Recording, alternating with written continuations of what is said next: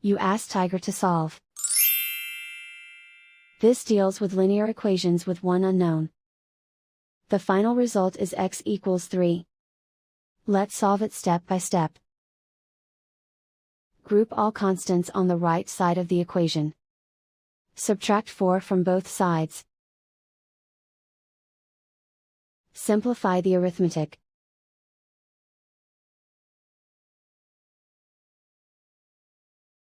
Isolate the x.